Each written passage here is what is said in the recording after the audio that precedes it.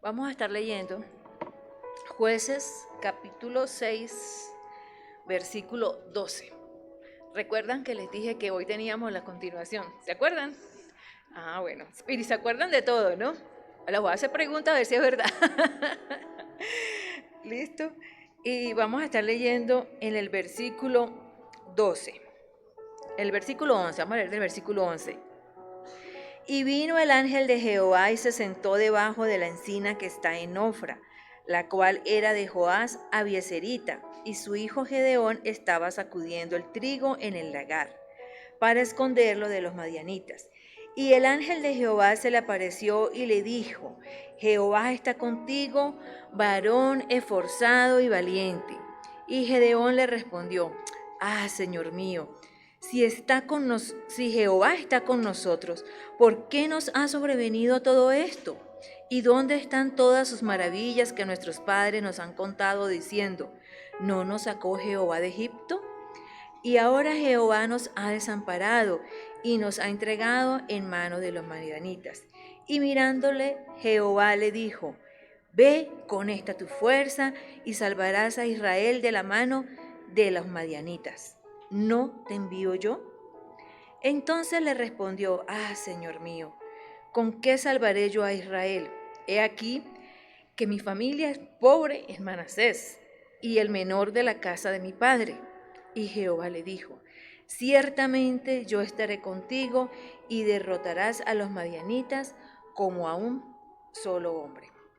Padre Celestial, Señor, mira, esta mañana estamos aquí reunidos, Señor, porque tú eres lo más importante para nosotros, Señor, porque tú eres el más importante en nuestras vidas, Señor. Mira este tema, Señor, que hemos estado tratando, Señor, acerca de la desobediencia, de la inestabilidad espiritual, Señor.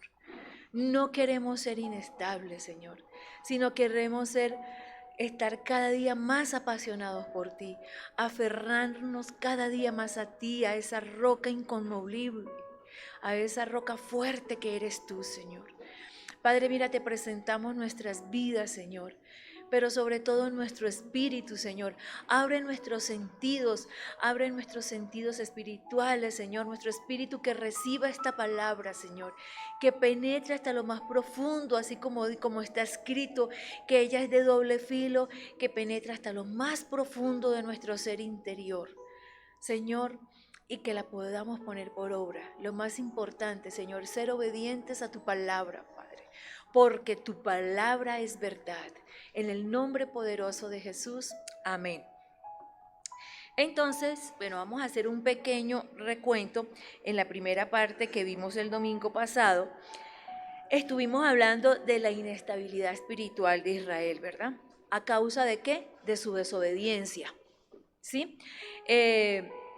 Ellos estaban, y yo les decía que ellos estaban, no lo decía, lo digo yo porque lo dice la palabra de Dios, ¿verdad? Que ellos estaban un tiempo bien con Dios, lo buscaban, pero entraban en un ciclo repetitivo, ¿sí?, de decadencia, donde ellos buscaban de Dios, el Señor los perdonaba, los liberaba, y cuando estaba todo bien, ellos se apartaban de Dios. ¿Y qué hacían? ¿Qué era lo primero que ellos hacían cuando llegaban a otras tierras? Aprendían las costumbres, adoraban a otros dioses. Y empezaba allí su desobediencia. Ellos empezaban a imitar donde estaban.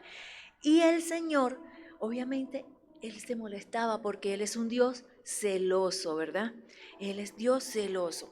Entonces, ¿esto qué traía? ¿Qué traía como consecuencia esta inestabilidad espiritual de Israel, esta desobediencia? ¿Qué traía como consecuencia? Pobreza, ruina, opresión, miseria, estar bajo la opresión del enemigo, ¿verdad? Eran oprimidos, entonces los llevaban en esclavitud, muchas veces fueron llevados en esclavitud, y en esta oportunidad, una vez más, ellos habían hecho lo malo ante los ojos de Dios. Y estaban ¿dónde? Escondidos en cuevas. ¿Qué hacían los madianitas? Dice que lo perseguían constantemente.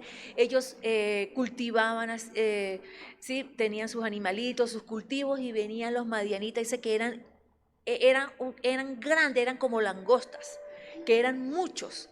Y ellos venían con sus familias, con sus animales, se comían todo de los madianitas, los arruinaban totalmente, los llevaron al estado de pobreza, a un estado de opresión, que ellos eran esclavos, o sea, estaban allí oprimidos. Sí, en otras ocasiones fueron esclavos, pero en esta ocasión era escondidos, muertos de miedo, escondidos en las cuevas. Pobres, sin nada que comer, desesperanzados, ¿verdad? Otra vez clamaron al Señor, el Señor les envía un profeta y les dice por qué ellos están así, a consecuencia de qué ellos están así, por qué están en esa condición.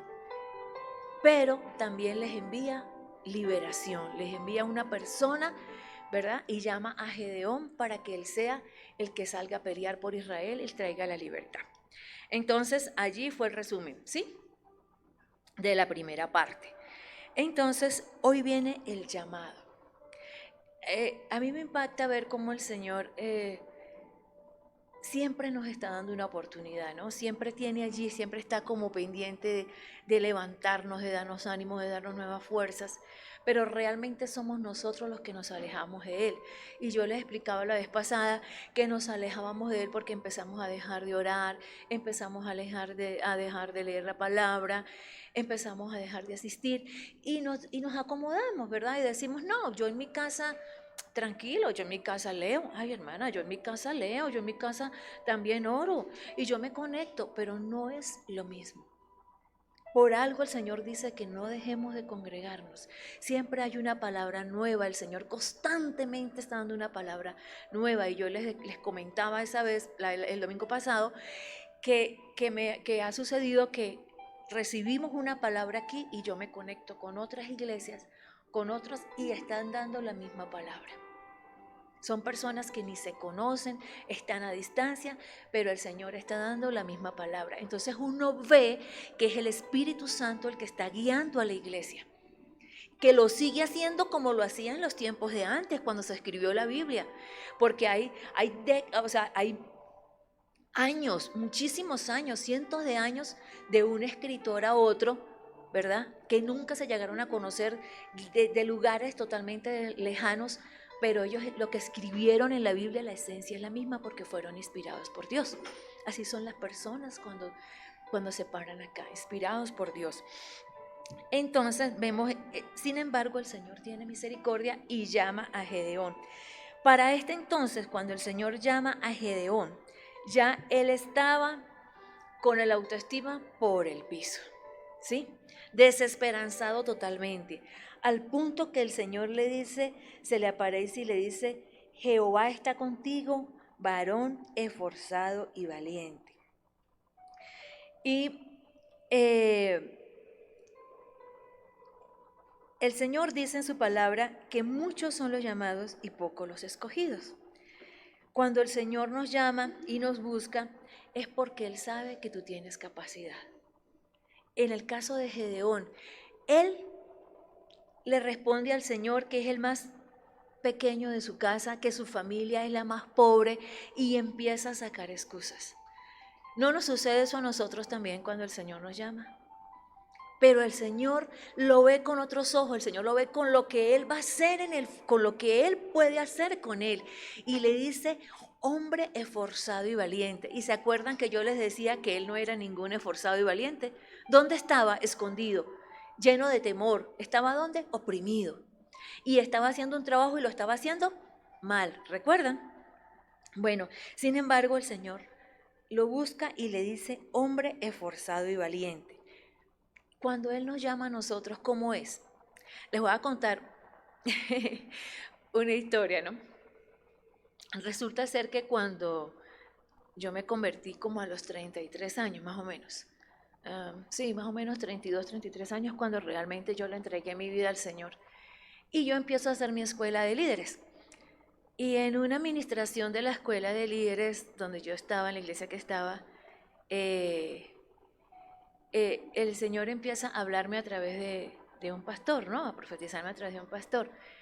Y entonces, y él dice, usted va a ser pastora, usted va a hacer esto y lo otro. Y yo le contesto en mi mente, yo no le decía nada, yo nada más estaba ahí calladita escuchando, ¿no? Y yo le contesto en mi mente, yo O sea, yo, ¿de dónde? ¿Cuándo? ¿Cómo? Si por mí nadie daba un peso. Y siempre yo escuchaba de pequeña que mi hermano mayor ese iba a ser el tremendo, el predicador, porque eso era inteligente, porque eso tenía labia, bueno, como él solo. Y ese muchacho se memorizaba la Biblia y todo el mundo siempre lo... Pero a mí me catalogaban siempre como la rebelde. Yo siempre fui la rebelde. En las iglesias yo siempre fui, cuando estaba pequeña, la rebelde. O sea, de hecho no era muy querida. No era muy querida por los ancianos de la iglesia, pero sí era muy, como llamaba mucho la atención, ¿no? Eh, pero como que siempre chocaba con los líderes de la iglesia porque me enfrentaba a cualquiera y le decía sus verdades y ya, entonces era la rebelde de la familia, por decir así, la ovejita negra, ¿no? Y mi hermano era el que siempre alababan. Y mi papá y todos le decían, él es el que va a ser pastor, él va a ser no sé qué, y bueno y tal. Pero yo, como fui una hembra criada entre puros varones, a veces ellos me hacían mucho bullying y cuando ya yo me cansaba, nosotros vivíamos en la casa pastoral y la casa pastoral quedaba abajo y el templo quedaba arriba. Y yo me iba al templo y prendía todos los aparatos. En ese tiempo yo tocaba teclado también, entonces yo me ponía a cantar y yo abría la Biblia y yo empezaba a predicar. Yo agarraba y la abría donde cayera. Yo llegaba y la abría donde cayera y empezaba a predicar. Y yo hacía mi servicio, tocaba la batería, tocaba el teclado, cantaba todo. Y si había que bautizar, a veces me metía en la pila bautismal también. O sea, ese era mi juego cuando yo era niña. Pero nadie lo sabía, eso lo hacía yo a escondidas. ¿Sí? Entonces, cuando este pastor está orando por mí, eh, yo le digo, o sea, no, nada que ver, o sea, aquí es mis hermanos tal vez, que eran santicos, pero yo con lo terrible que era, no. Y yo le digo, ¿de dónde? Yo le digo, Señor, ¿de dónde sacas tú eso? ¿De dónde yo tengo madera o yo tengo preparación para eso? Y, y el Señor me lleva a mi infancia. Entonces Él me dice, cuando tú estabas allá, cuando tú jugabas, yo estaba ahí. Lo que para mí era un juego, era una preparación que Dios me estaba dando. Y literal, para mí era tan fácil coger la Biblia y sacar un sermón de una niña de 9 años. Pero para mí era muy fácil, ¿sí? Y empezar y yo le predicaba a esas bancas o sea, sin ningún temor ni nada, a pesar que yo era muy tímida. Y el Señor me dice, allí, desde allí. Y yo me quedé sorprendida porque eso nadie lo sabía. Y ya para ese entonces yo tenía 32, 33 años.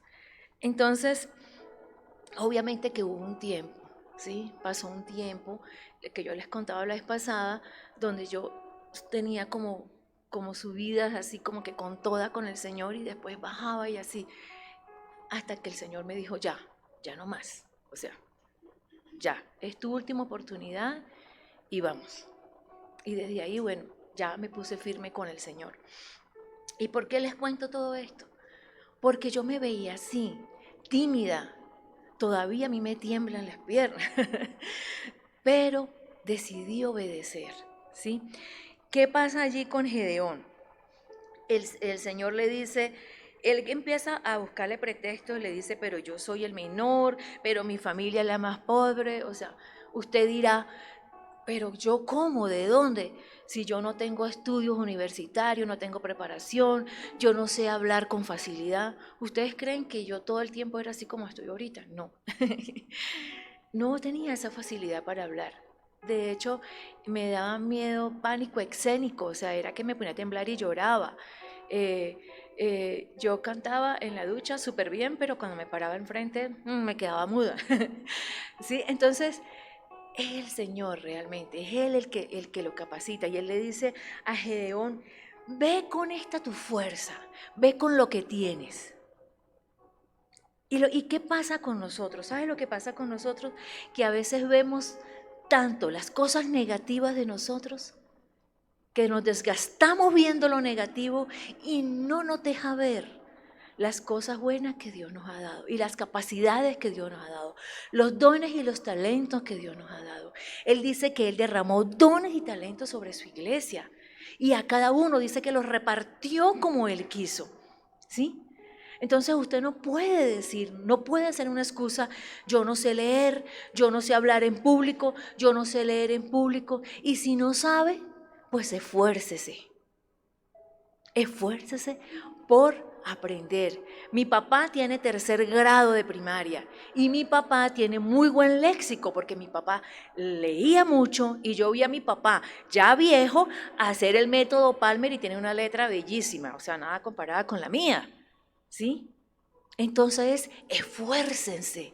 El Señor le dice, o sea, hombre forzado y valiente. Pero ¿sabe lo que me impacta? Que cuando usted viene al libro anterior, que es el libro de Josué, y vamos a ir a Josué 1:7.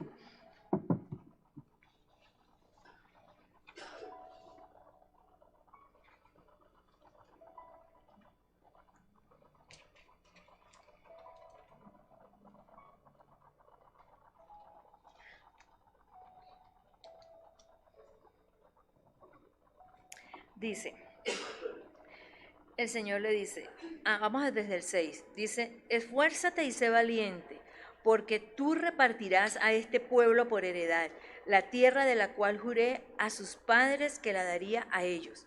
Solamente esfuérzate y sé valiente. Y mire ¿de qué le dice el Señor a Josué que se esfuerce a ser valiente? ¿De cuidar qué? Ok, leamos todo el versículo 7 en voz alta, todo, porque quiero que lo memoricen. Dice, 1, 2, 3, solamente esfuérzate y sé muy valiente para cuidar de hacer conforme a toda la ley que mi siervo Moisés te mandó. No te apartes de ella ni a diestra ni a siniestra, para que seas prosperado en todas las cosas que emprendas. ¿Qué es lo que el Señor necesita de ti? Esfuerzo y valentía. El Señor no le gustan, le desagradan los pusilánimes. ¿Sabes qué son los pusilánimes? Los cobardes, los que emprenden y echan para atrás. Y dice su palabra que el que pone las manos en el arado y mira hacia atrás, que no está apto. Entonces usted no tiene que ser un súper universitario con muchos aprendizajes, porque la letra mata, pero el espíritu lo vivifica, ¿verdad? Yo conozco muchas personas que han hecho muchos estudios de teología, de no sé qué más, pero el espíritu está literalmente muerto. No dan testimonio, no dan ejemplo. O sea, leen, pero solamente es eso, conocimiento. Pero si usted, ¿qué le dice, le está diciendo allí el Señor a Josué? ¿Qué le dijo? Que se esforzara y fuera valiente en hacer ¿qué? En cuidar ¿qué? La ley. ¿Qué es lo que el Señor nos está diciendo? Esfuércense y sean valientes ¿en qué? En cuidar, en poner por obra su palabra. Eso es todo lo que el Señor necesita. Mire, no hay excusas. Lamento decirles esto, pero no hay excusas. No hay excusas. ¿Sabe por qué? Porque la Biblia hoy usted la tiene en audio en las diferentes traducciones que hay. En las diferentes versiones. Dramatizada. Si usted es el que se duerme cuando lee la Biblia, póngala dramatizada. Es excelente, me encanta, porque allí usted escucha a las mujeres hablando, los hombres hablando, todo. La voz de Dios, todo. Para que se quede dormido es muy difícil. Entonces, ¿hay excusas? No. Yo no sé leer, no importa. Ponga la Biblia en audio. Descárguela en su celular. Deje de estar viendo TikTok. Deje de estar viendo novelas. Deje de estar viendo cosas que no le alimentan el espíritu. Porque el Señor lo que está diciendo es, esfuércese y seas valiente. ¿Qué hizo él con Gedeón? Le dijo, hombre forzado y valiente. ¿Era en ese momento él un hombre forzado y valiente? No, pero era lo que Dios podía hacer con él. Fue lo que Dios hizo con Josué para llevarlo a la batalla. Amén. Entonces, dice, le pide a Josué que se esfuerce y sea valiente y que cumpla los mandamientos de Moisés. Y le dice algo importante: no te distraigas ni a diestra ni a siniestra. ¿Qué es lo que le está diciendo? No te salgas del camino, ¿sí? No te dejes llevar por las cosas que el mundo. Satanás es muy sutil. Él se mete con cosas para distraerte, para sacarte del camino, para desviarte, con trabajo, con celebraciones, con amistades, con amor, ¿sí? Los que andan pendientes de una pareja y él viene y les presenta ese angelito que por dentro es un satanito. ¿Sí? Se les presenta de las formas más lindas. Y hoy vemos a personas que estaban aquí, que ya no están. ¿Por qué? Porque consiguieron un amor que los distrajo y los sacó del camino. Entonces le dice que no se distraigan ni a diestra ni a siniestra, le dice a Josué. Y le dice que ¿para qué? ¿Para qué el Señor le dice eso? Dice, para que seas prosperado ¿en qué? ¿Solamente con tu familia? ¿Solamente en tu trabajo? ¿Solamente en la iglesia? En todo lo que emprendas. Yo les decía el domingo pasado, usted, la palabra lo dice y se cumple. Buscad primeramente el reino de Dios y lo demás viene por añadidura. Yo les puedo testificar que viene por añadidura. Cuando yo decidí servir al Señor, ¿cuánto tengo yo de haber llegado acá? ¿3 años? ¿4 años? Más o menos por ahí, ¿verdad? Mire cuántos años pasaron. Tengo 54, no me da pena decirlo. Estoy orgullosa de mis 54. De lo único que no me siento orgullosa es de no haberle servido antes al Señor. Pero el Señor se ha encargado de todas mis cosas. Mi sueño que tenía, Él dice, deleítate a sí mismo, Jehová, Él te concede las peticiones de tu corazón. Ahí tengo mi apartamento, me dio mi carro, me dio mi apartamento, y Él es el que se encarga de todo. Yo literalmente, para que mi fe no quiera tambalear, nunca saco cuentas de lo que gano con lo que tengo que gastar. Pero el Señor me provee todo, cada cosa que me hace falta, sin tener que pedirla. Es algo tremendo. Nada más la última vez que fuimos a evangelizar a San Luis, yo le dije, Señor, tú sabes que yo no tengo para el pasaje, pero bueno, hay que ir a evangelizar, me voy para San Luis a evangelizar. Nos fuimos a almorzar con mi papá y cuando estábamos almorzando en el restaurante me llegó un mensaje, me acababan de consignar. Me hicieron un regalo y yo, wow, me hicieron una ofrenda, mandamos esto. Y me alcanzó para toda la semana, para ir a San Luis, para hacer mercado en San Luis y todo, ¿sí o no? Hice mercado en San Luis, ¿cierto? Bueno, entonces Él se encarga de todo, ¿sí? Por eso Él dice, busquen primeramente el reino de Dios. Y Él aquí le está diciendo a Gedeón, hombre forzado y valiente, ve con esta tu fuerza. Dice, ¿no te envío yo? O sea, es que te está enviando ¿quién? A veces cuando obviamente que el pastor, que el Señor tiene que usar a un pastor para que te transmita y te diga, mira, eres llamado al ministerio, eres llamado a los 70, eres llamado al liderazgo. Obviamente que tiene que usar al pastor, pero viene ese llamado de parte de Dios. Y empezamos a poner excusas, todas las que hay. Y el Señor te está diciendo, hey, ya va, o sea, no es con tu fuerza. Te estoy enviando yo, porque no es con fuerza ni poder, sino con su Santo Espíritu, ¿sí? Entonces en el versículo 16 le dice, ciertamente yo estaré contigo y derrotarás a los madianitas como a un solo hombre. Y leímos la vez pasada que decía que eran cantidades como langostas, ¿verdad? Que eso arrasaban y arruinaban todo. Entonces, es hermoso saber que cada cosa que hagamos, Dios va a estar con nosotros. Y que solamente, ¿qué tenemos que hacer? Ser esforzados y valientes, nada más. Esforzarnos por cuidar y obedecer su palabra. Eso fue lo que le dijo el Señor a Josué, pero también se lo dijo a Gedeón, ¿sí? Entonces, ¿Para qué? Para derrotar nuestras limitaciones, para abandonar el pecado, para salir de las cuevas en las que hemos estado escondidos hasta ahora. La baja autoestima. A mí me impacta cuando el Señor Jesús en Isaías 61 dice, yo estoy aquí para traer libertad a los cautivos, a los que están en prisiones, a los que están oprimidos.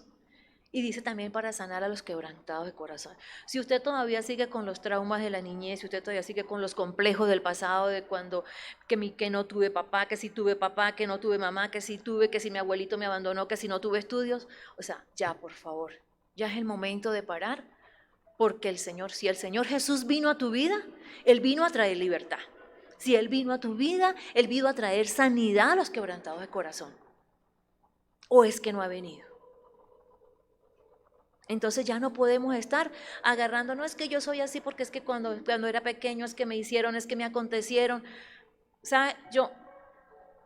¿Por qué detesto las películas gringas? Porque todas las películas gringas tienen el mismo tema. Es que cuando era chiquito, hoy mato a 50,000 porque cuando era chiquito me daban palo, porque cuando era chiquito no sé qué, porque es que no tuve, porque no.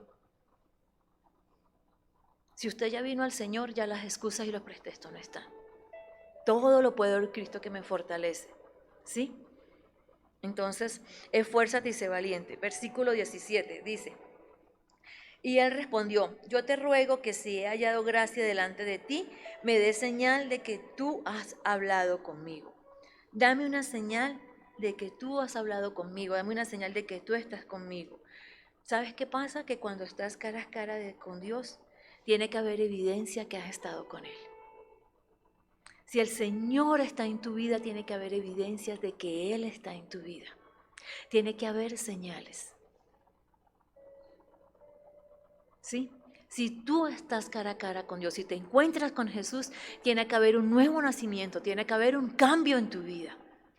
Tiene que haber una señal de que realmente Dios está contigo, de que has estado cara a cara con Él, de que le has conocido, de que has tenido un encuentro con Él. Entonces, la cobardía tiene que quedar atrás, el miedo, el temor. ¿Qué empiezas ahora a adquirir? Empiezas a adquirir confianza, empiezas a adquirir fe, a saber que Él está contigo y que Él te va a escuchar.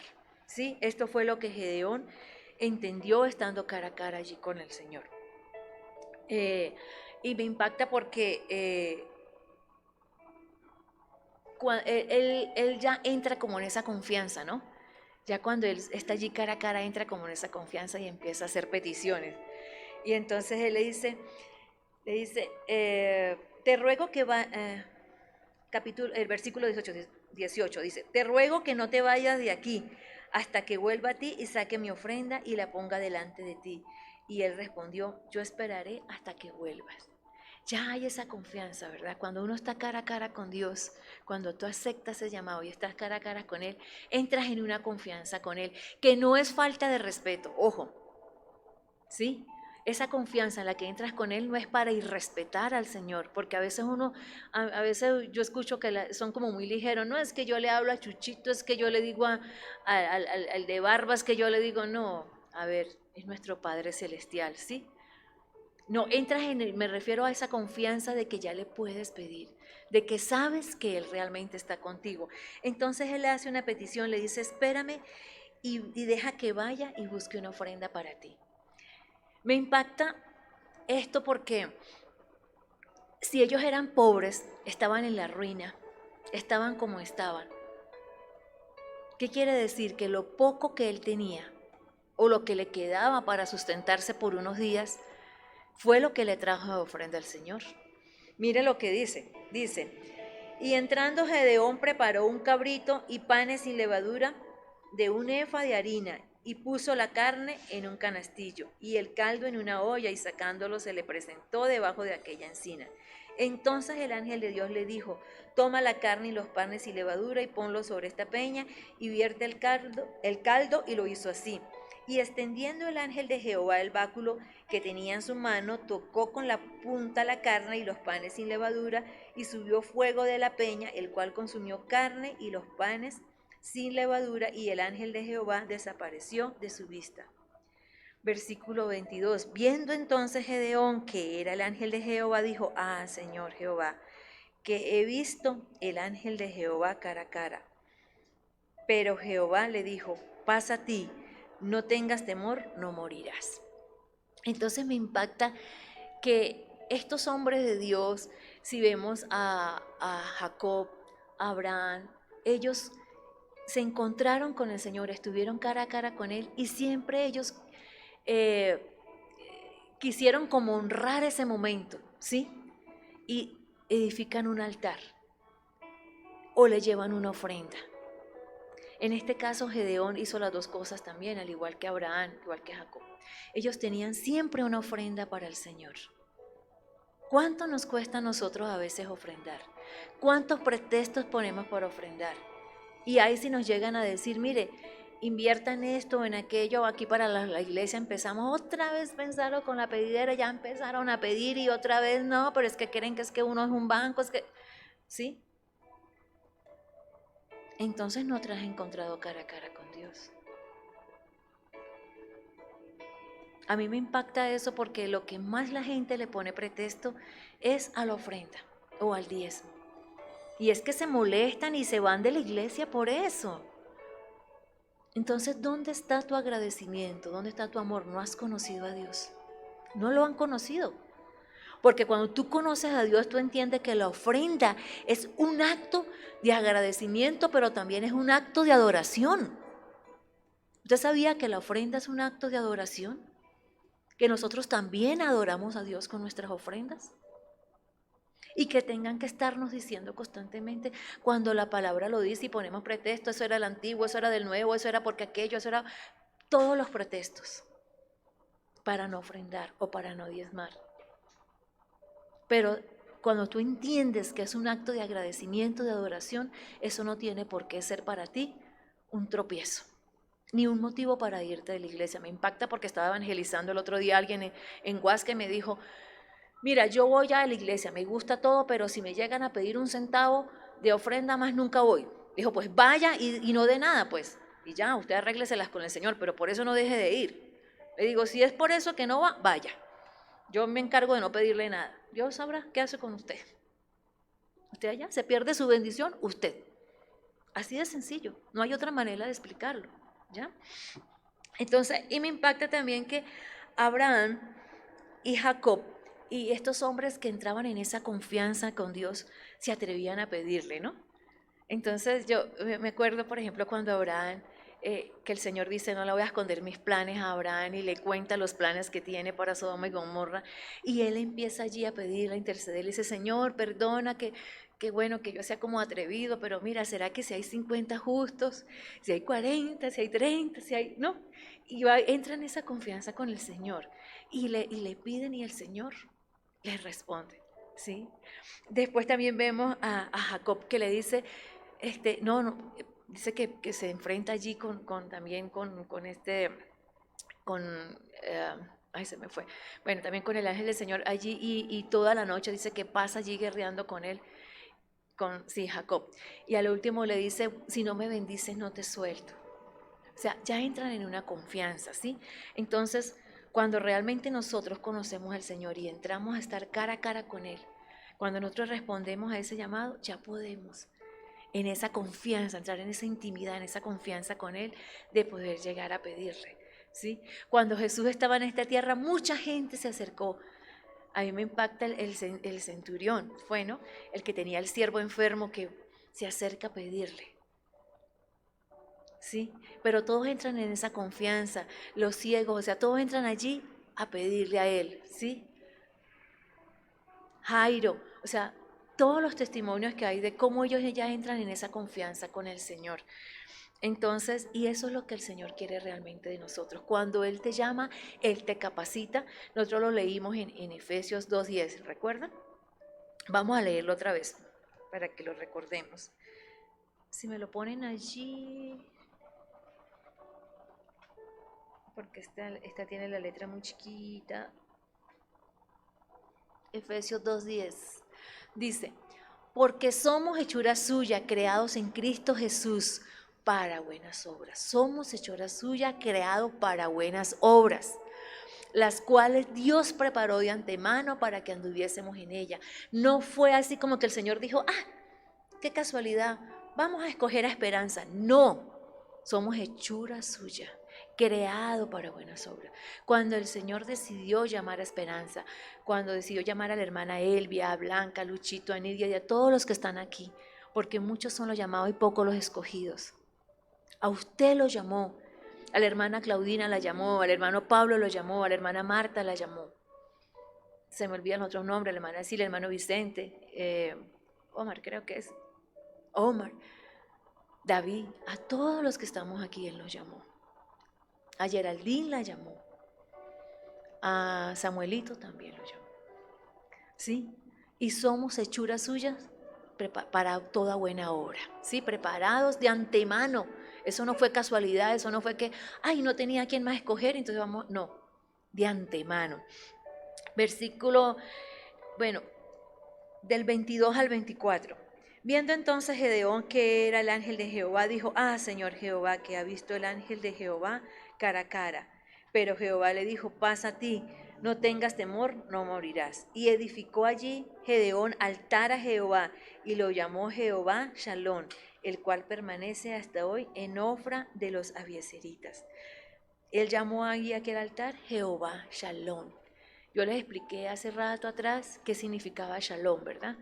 Que no solamente es paz, sino es protección, es seguridad, es salud, es todo. O sea, Shalom cubre todas las bendiciones que Dios tiene para ti. Y el ángel está diciendo, mira, todo está para ti a partir de ahora. Ellos venían de adorar a Baal y ahora ¿qué hizo Gedeón? Prepara un altar para Dios, ¿sí? Y en primera de Juan 2, del 15 al 17,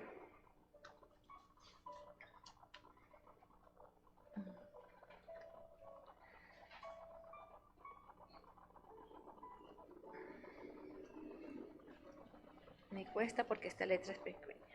Juan 2, del 15 al 17 dice, no améis al mundo ni las cosas que están en el mundo. Si alguno ama al mundo, el amor del Padre no está en él. Porque todo lo que hay en el mundo, los deseos de la carne, los deseos de los ojos y la vanagloria de la vida, no proviene del Padre, sino del mundo. El mundo pasa y sus deseos, pero el que hace la voluntad de Dios permanece para siempre. Lo que Dios está diciendo allí es, no vayan hacia otros dioses, no se desvíen a derecha ni a izquierda. Entonces, vemos que Gedeón pasó de ser un miedoso a ser un guerrero esforzado. Bueno, y sigue la historia y Gedeón acepta este llamado del Señor. Y él lo primero que hace, o sea, la primera orden que Dios le da es, mira, derriba esos dioses que tiene allí este pueblo, le dices, toma un toro del hato de tu padre, sacrifícalo allí al lado del altar de Baal y con la estatua, la imagen de acera, haz allí el holocausto y preséntale al Señor esto y derriba ese altar. Pero él todavía le queda un poquito de temor y él va y consigue 10 hombres, no lo hace de día, sino que lo hace de noche y va y derriba este altar de Baal y la estatua de acera que tenían allí. Entonces, obviamente cuando el día siguiente amanece aquello derrumbado, el pueblo se alborota, que quién derribó eso, y vienen y ya se enteran que es Gedeón, vienen allá a buscarlo y vienen a donde el padre de Gedeón y él le dice, bueno, pero, o sea, si él es un Dios no puede defenderse él de mi hijo, o sea, ¿qué tengo yo que ver con eso prácticamente, no? Bueno, que se defienda, ¿sí? Y el papá le cambia el nombre de Gedeón a, se me fue,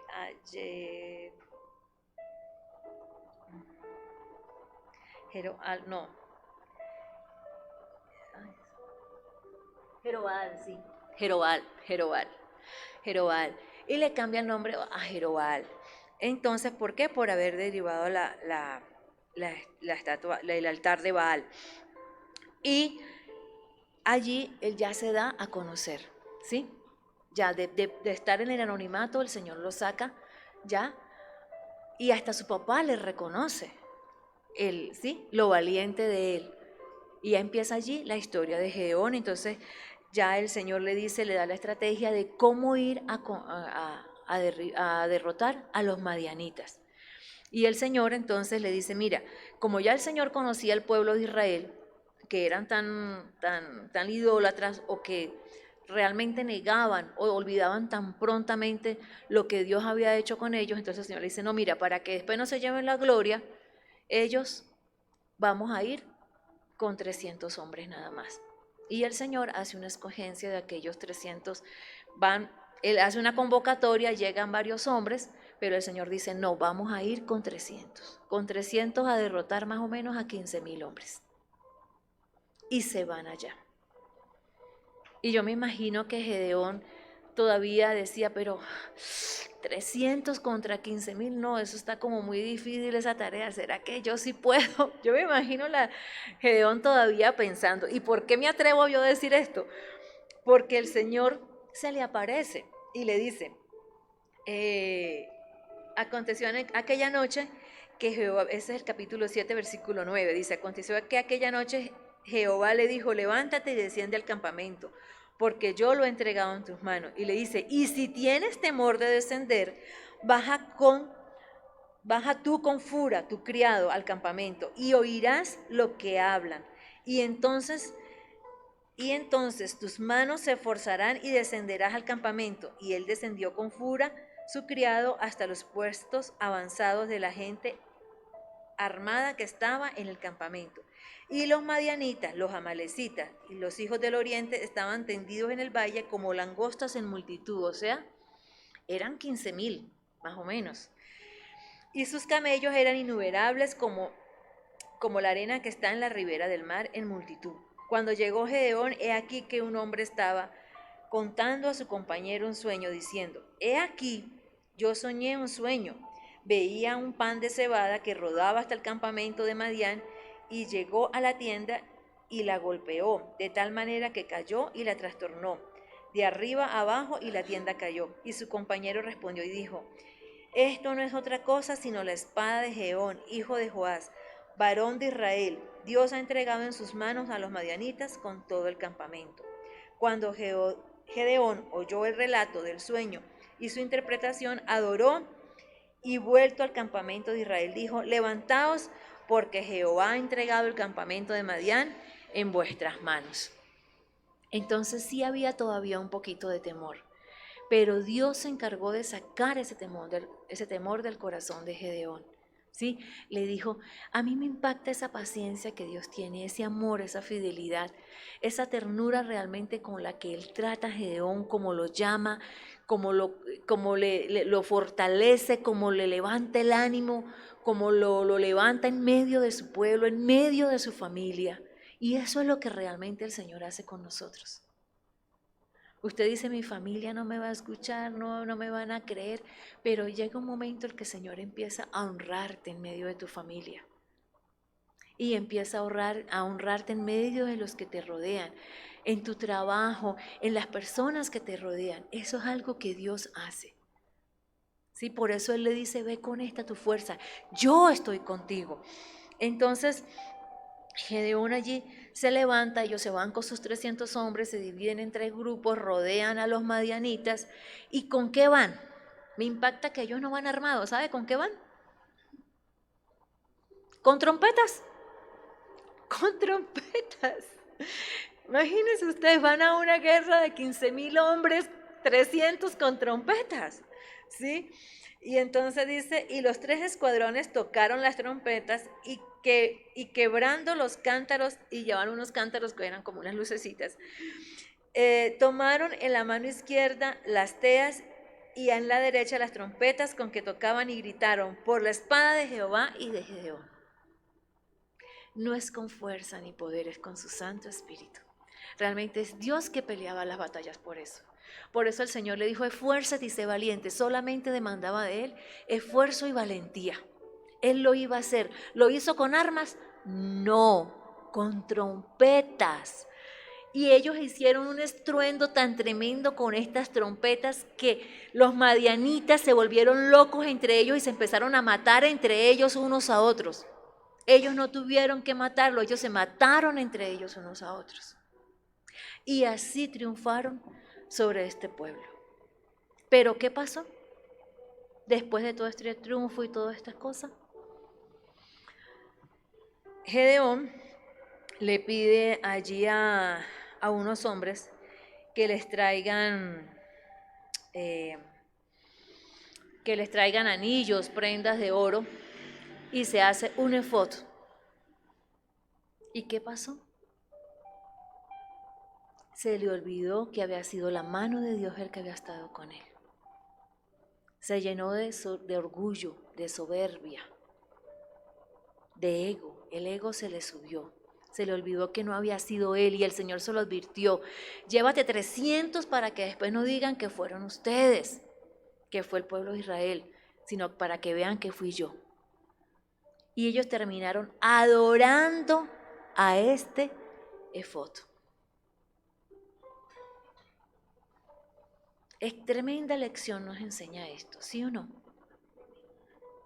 El Señor nos llama, nos capacita y estamos aquí, empezamos a servirle, pero nuestro ego empieza también a subir. Se nos olvida de dónde nos sacó Dios. Se nos olvida que Dios nos sacó por allá de una cueva, del lodo cenagoso, dicen Salmos, ¿cierto? Y empezamos a creernos más que los demás. Pero peor aún, ellos empezaron otra vez a desviar su corazón, a adorar más el efod que al que el efod era para honrar a Dios, que al que tenían que honrar. A veces, ¿sabe qué nos pasa? A veces nos pasa eso. Adoramos más las cosas de la iglesia, adoramos más una silla, adoramos más el altar, adoramos más inclusive el mismo templo que al que se debe adorar en este templo, que al que ha proveído todas estas cosas. Y empieza otra vez el corazón a desviarse. Si usted lee con detalles toda la historia de Gedeón, es más, todo el libro de Jueces, de verdad los animo a que lean todo el libro de Jueces. Ustedes van a ver cómo el daño que hace la desobediencia, la inestabilidad espiritual. Realmente Dios quiere liberarte. Usted desea ser libre, pero eso no sirve para nada, le cuento. Usted puede desear liberarse, ser libre y estar triunfando y ser exitoso, pero con desear no va a ganar nada. Primero tiene que tomar una decisión de obedecer al Señor. Si escucha el llamado de Dios, tome la decisión, levántese y obedezca. Y después el Señor le dice, esfuércese y sea valiente de cumplir su palabra, de cuidarla, de cumplirla, de tenerla presente, de hacerla por obra, de no ser un religioso más, sino de realmente de ser un servidor de Dios. De convertirse en un discípulo, y para ser un discípulo del Señor hay que discipular a otros. ¿Sabía eso? Conocedores y creyentes hay muchos, pero discípulos de Jesús hay pocos. Y el Señor nos llamó a ser discípulos, ¿sí o no? ¿Qué dijo Él? ¿Y de qué? Él no dijo ir a ser creyentes. Él dijo id y a ser discípulos. Ir y a ser discípulo es yo voy, me convierto en un discípulo de Jesús y voy y preparo a otro como discípulo de Jesús también. Eso es ir y a ser discípulos. Y Él que promete que estará con nosotros en todo lo que emprendamos. Pero si somos inestables espiritualmente, no vamos a lograr hacer nada. El Señor es muy claro, dice que a los tibios los va a vomitar de su boca. Él no quiere tibios.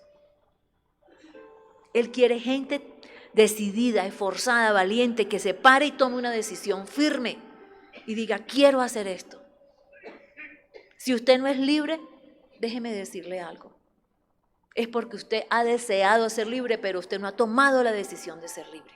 Libre de complejos, libre de frustraciones, libre de fracasos. Realmente el Señor nos llama y Él dice, ve con lo que tienes, con lo que sabes hacer.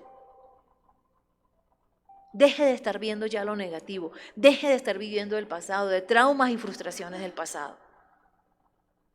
Levántese, toma la decisión y diga: Señor, me fortalezco en ti y en el poder de tu fuerza. Y comprométase con el Señor.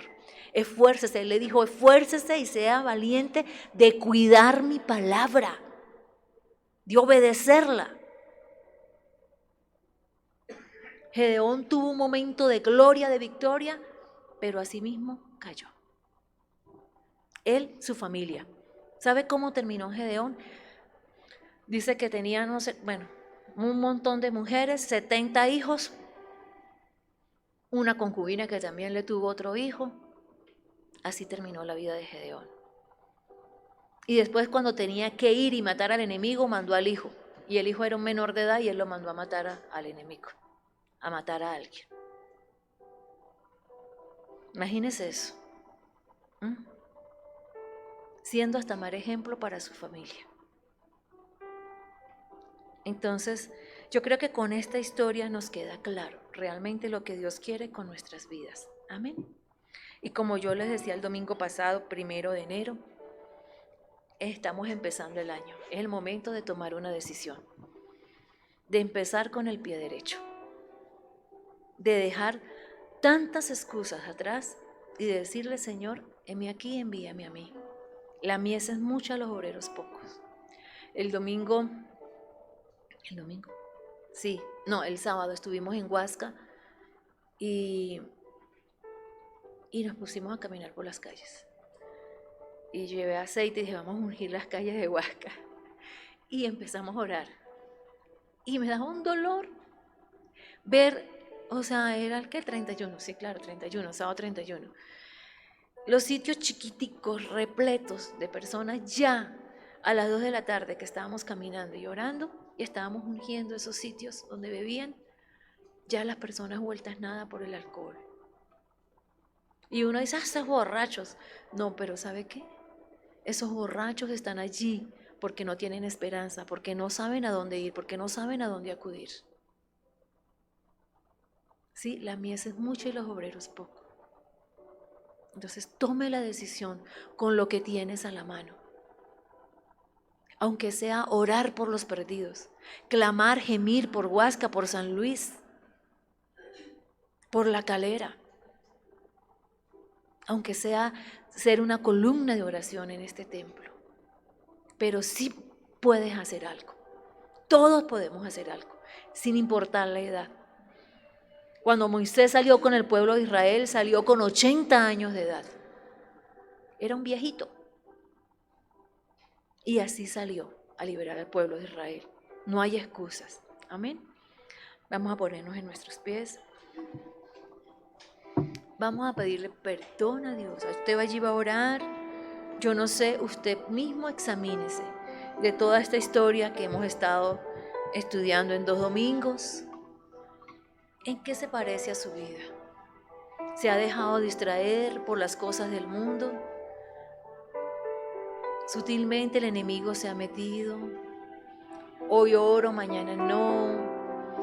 Hoy leo, la otra semana no.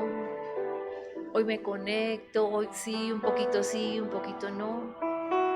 O usted dice: no, ya yo estoy haciendo bastante, todos los domingos voy sin falta. No, Dios no quiere creyentes domingueros. Dios quiere discípulos. Y los discípulos hacen discípulos también. Amén. Padre amado, Señor, mira, en esta mañana, Señor, nos presentamos ante ti, Padre. Sabemos que tú eres un Dios de misericordia, un Dios bondadoso, un Dios amoroso, que cada mañana son nuevas tus misericordias para nosotros. Pero también sabemos que eres un Dios celoso. También sabemos que tu palabra dice: no os engañéis, Dios no puede ser burlado. Y hemos querido jugar contigo, Señor. Hemos querido jugar al cristiano, hemos querido jugar al creyente. A veces te amamos, a veces no.